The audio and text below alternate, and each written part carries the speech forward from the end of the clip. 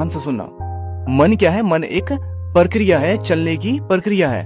अगर चलना एक प्रक्रिया है और इस बीच में तुम अगर रुक जाओ तो आपका चलना समाप्त हो जाएगा।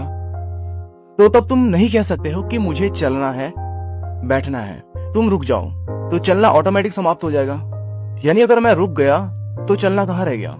जो प्रक्रिया थी, प्रक्रिया बंद हो गई मेरे चलने से। यानी मेरे रुकने से मेरी प्रक्रिया, मेरा चलना बंद हो गया।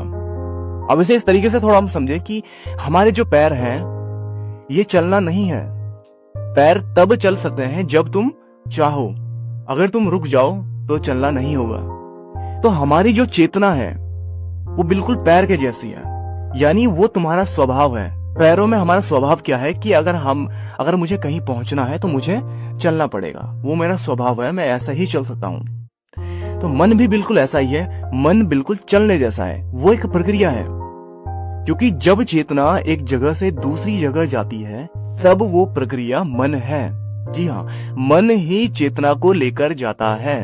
और जब चेतना ए पॉइंट से बी पॉइंट और बी पॉइंट से सी पॉइंट को जाती है तो इस बीच में जो गति है वो है मन की। और अगर मैं गति को बंद कर दूं तो जो मेरा मन है वो ऑटोमेटिक मर जाएगा और फिर आपको अपनी चेतना का पता लगेगा। जी हाँ, फिर आप अपनी चेतना को जान पाओगे।